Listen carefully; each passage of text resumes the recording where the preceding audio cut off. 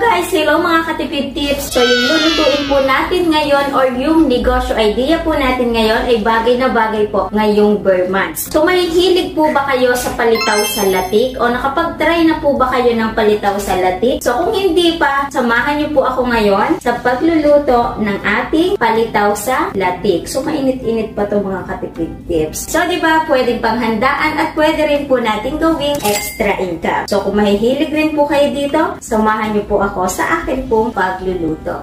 So ngayon, unahin po natin ay ang pagluluto po ng ating latik. Gagamit tayo ng purong gata. So kung napapansin nyo, ito po ay matigas. Kasi ang bilis niyan tumigas. Kasi pagkagaling ko po sa palengke, inilagay ko na po siya kaagad sa freezer.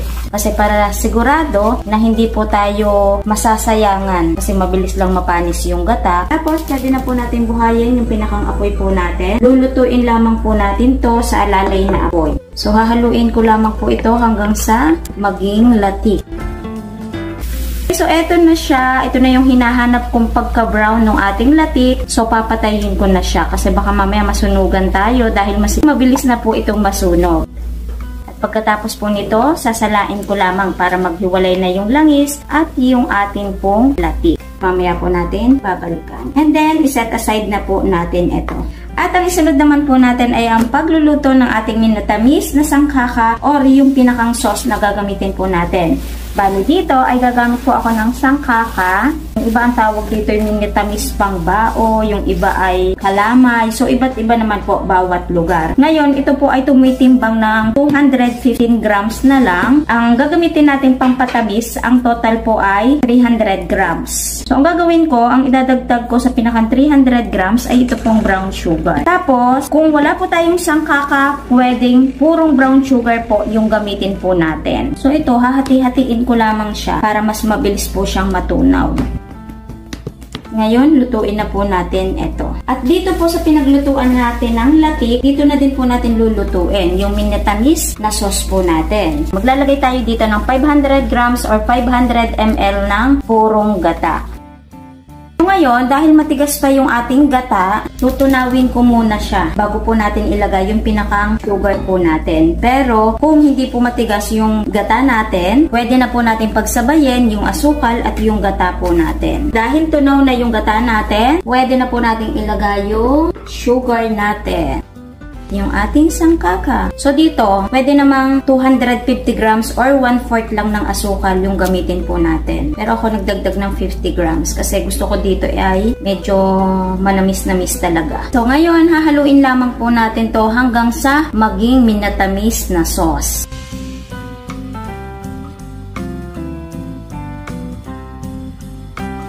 So, habang iniintay po natin na lumapot yung ating sauce, ngayon, i-ready na po natin itong langka na gagamitin po natin. So, wala akong makitang fresh na langka. So, ito na lamang po yung ginamit po natin. Minatamis na. Bali, ang sukat po nito ay 340 grams at kalahati lamang po yung gagamitin po natin. So, makakakuha ako dito ng 170 grams. So, after po nito, hihimay-himayin lamang po natin. Hinamay ko na lamang siya kasi bawat kilos ko po pag nagluluto, talagang hinaw po ako ng hinaw. Kaya sigurado na malinis naman po yung paghawak po natin dito. Kapag nagpaghiwa-hiwalay ko na po ito, isasama ko na din po dun sa minatamis na sauce po natin para lumalasa na.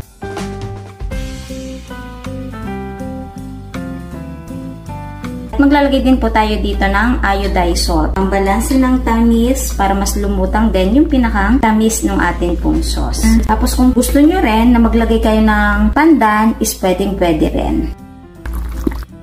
Finally, after 20 to 25 minutes is malapot na po itong syrup po natin. Tapos kung napapansin nyo, habang naluluto siya is mas nagda-dark yung kulay. Lumalabas na yung kulay ng sugar po natin. Pagkatapos kumikintab na din kasi gawa po nung gata po natin.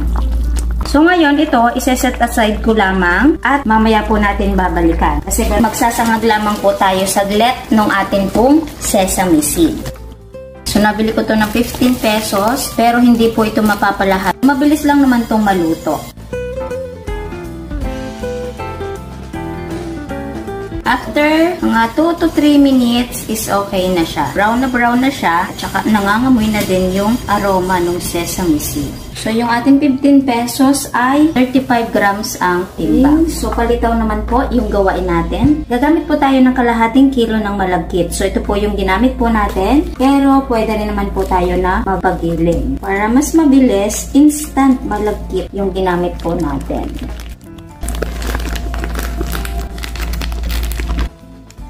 Pagkatapos, ilagay na din po natin yung pinakang tubig po natin. Dahan-dahan lamang po yung paglalagay kasi baka mapa-over sa tubig. Kailangan ay saktong-sakto lamang yung enough na hindi tayo mahihirapan sa pagbilog, yung hindi siya didikit. Gagamitan na po natin ang kamay para mas mabilis at mamix po natin ang ayos. So, naubusan na po pala ako ng gloves, kaya kakamayin na po natin.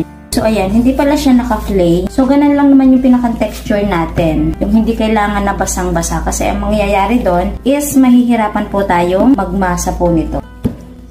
So, ngayon ay magbibilog na po tayo. Ang timbang na gagawin ko po ay 30 grams or kulang-kulang 1/8 cup or 2 tablespoon. Gagamit po ako ng timbangan para pantay-pantay yung pinakampalitaw po natin. Pagkatapos, medyo i-oblong ko lamang po yan at pipiratin po natin. Pagawain ko lamang po ito lahat pagkatapos magbabalik po tayo.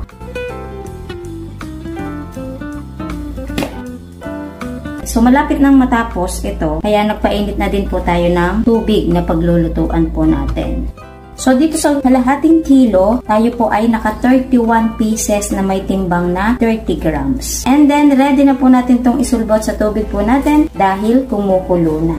So, kapag lumutang na yan, ibig sabihin is luto na. Diba? Ganun yung pagluluto ng palitaw. So, ito, pwedeng lutuin natin sa malaking lutuan. Maliit pala yung pinaglutuan natin. Dapat to sa malaking kawali na, no? Para isang lutuan na lang. So, isa-isa na silang lumulutang ngayon. Ibig sabihin is malapit na siyang maluto. So, ayan, lumutang na siya lahat. Ngayon, mga 1 to 2 minutes is pakukuluan pa po natin. Para siguradong luto po yung pinakang malagkit po natin. Ngayon, ito pong ating minatamis na sauce, bubuhayin ko na din po sa mahinang apoy. Kasi, isusulbot na po natin dyan yung pinakang palitaw po natin. So, yung isang way na pagluluto po nito, pwedeng dito na din po natin lulutuin sa minatamis na sauce po natin. Doon na po natin palulutangin. Nilalagay ko na po itong second batch. Ito, hahaluin lamang po natin para magsama yung ating sauce at yung pinakang palitaw po natin. Oh, maliit pala yung nagamit natin. Baka umapaw, no? Oh, diba? Sarap-sarap ng tingnan. Tayin pa natin yung isang batch. So, dahil maliit yung ating pinaglutuan, ngayon, itong nauna na isinalang natin ay ilalagay ko na po sa mga tab. Para second batch naman po yung ilalagay natin. Tapos, mamaya na po natin ito lalagyan ng sauce. Sabay-sabay na sila. Ganda-gandang tingnan ng sauce natin. Napaka-thick. Tamang-tama lang yung lapot niya. So, dahil lumutang na yung ating palitaw, ilagay na din po natin dito.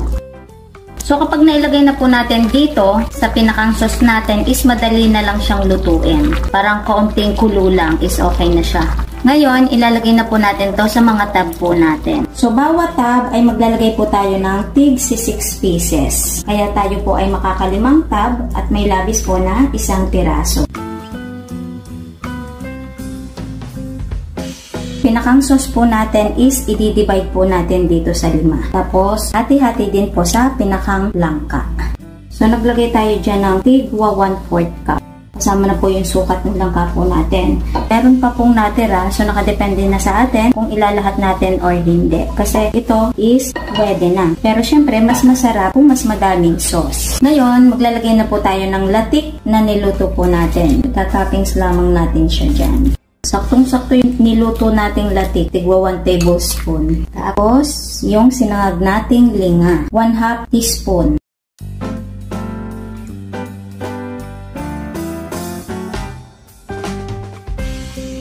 Ito na yon. Ganun lang pong kabilis gawain ito pong ating palitaw sa latik. Lalo na kung sanay na tayong gawin yan. Tapos, bukod doon, mas mapapadali pa tayo kasi yung toasted linga natin, yung pinakalatik natin, is pwede na po nating advance gawain yan. Or kahit yung pinakang sauce nung palitaw po natin. So, ngayon, patatagal pa ba natin to? Titikman na natin. natin.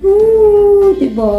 Kitang-kita yung palitaw natin, yung latik natin, yung linga. Tapos yung pinakalangka natin, medyo kumulay na din yung pagka-brown nung asukal po natin. Kaya mas better nga sana kung sariwang langka yung ginamit po natin para kitang-kita yung pagkadilaw ng langka, yung hibla ng langka, diba? Mas maganda siyang tingnan. Kaya lang no choice dahil wala tayong mahanap na langka. Nangitim na ako kakahanap sa palengke pero wala talaga. Hindi taglangka ngayon. So ang ginawa ko, pumunta ako ng grocery. Doon ko nagkita ng langka. Ayun. Yan, ay lambot-lambot. Yung ating lungkit. Wow! Ito yung people na ang sarap-sarap pungkutan. Yung nakaupo ka lang, kumakain ka nito, tapos may hinihigop kang black coffee. Nako, sigurado mas marerelax po tayo. So, bilisan na natin. Talagang uubusin ko itong isang habang nagre-relax muna ako, di ba? Unang-una, yung pinakang tamis natin. So, kung napanood nyo ng buo, yung 300 grams yung inilagay po natin. So, dapat 1/4 lamang po yan, 250 grams. Pero ginawa ko siyang 300 grams para concentrated yung pinakang tamis. Yung tipo na kahit kaunting sauce lamang yung nakalagay para naman hindi lumubog yung palitaw po natin, 'di ba? Kasi pag mas marami yung sauce natin, hindi makikita yung pinakang palitaw natin, toppings, kumbaga nakalubog siya sa sauce. Ito yung tipo na concentrated yung tamis, kaya yung bawat kagat is malalasa po talaga natin. Hindi naman ganun katamis, yung kasarapan lang po talaga. So overall mga katipid tips is masarap po itong ating palitaw sa latik. Malalasa talaga natin doon yung pinakang latik, yung langka, tapos yung sesame seed kapag merong napasama, so bagay na bagay. Ngayon paparating yung Pasko, bagong taon, kung meron tayong bisita, tapos magluluto po nito, sigurado magugustuhan po ito kasi ang sarap niya talaga. So mga taga Batangas, nagluluto din po nito. Ang tawag ay patabol, pero wala po siyang langka. Talagang purong gata at asukal lamang. So ang sarap-sarap kahit ganun lang. So, dahil okay na po tayo dito, kung interesado naman po kayong gawing extra income or malaman yung pinakampuhunan po natin, ngayon ay mag-costing na po tayo. Okay? So, ngayon tayo po ay magko-costing na, pero yung lagi ko pong sinasabi is magko-costing pa rin po tayo ng sa atin kasi iba't iba naman po tayo ng lugar. So, merong mahal, merong mura. So, diba? Sana always na lang mura yung mga bilihin, no? Kasi talagang ng balikat. Pag pumunta ka ng balengke, yung 1,000 mo, 20 na lang o kaya baryang-barya na lang talaga yung natitira. At hindi pa kumpleto yung nabibili natin, di ba? So, na-share ko lang.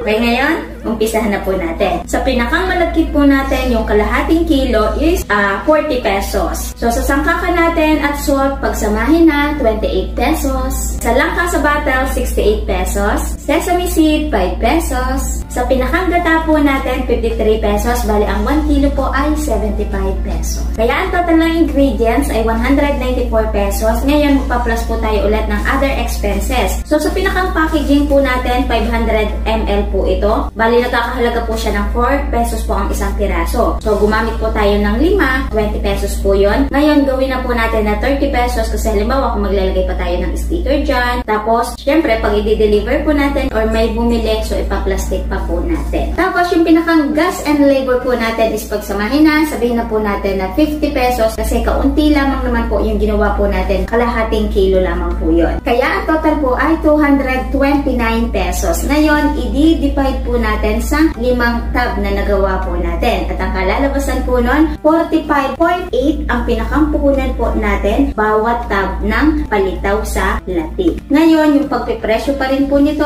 nakadepende pa rin po sa atin. Depende po sa naging puhunan po natin. So ako, may isasuggest ko siya, pwede siyang ibenta ng 80 to 100 pesos, pero ako tutuusin ko siya sa 80 pesos. At kapag minus yung puhunan, posible po tayo tumubo ng 34.2 kada isang tab. So naka-5 tab po tayo, posibleng tumubo ng 171 pesos. Sa mabilisan, okay na po yun. Kasi ito pong pinakang palitaw po natin is mas better po na ma-dispatch po natin pagkaluto or 1 day. Kasi yung pinakang malagkit po natin yan, hindi natin maiiwasan, baka kinabukasan is medyo tumigas na, diba? Kailangan is bagong luto kapag ibebenta po natin itong palitaw sa latik. Para sigurado na kalidad po yung palitaw sa latik po natin. Kailangan ay always bagong luto. Ngayon, kung naging consistent po tayo na ibebenta po natin ng laging bagong luto, okay, so hindi imposible na magbabalik-balik yung customer po natin. Pag po doon is posible pa pong madagdagan. Halimbawa, napapaubos po natin yung 5 tab a day. Sa loob po ng isang buwan, posible po tayo tumubo ng 5,130 pesos sa 5 tab lamang po yun. O diba, halimbawa na lang naka-10 tab po tayo. Hindi lamang po yun ang posible po natin tubuin kada isang araw. So sana, bago po ulit tapos yung video po natin, ay meron po ulit akong naidagdag na magandang negosyo idea po sa inyo or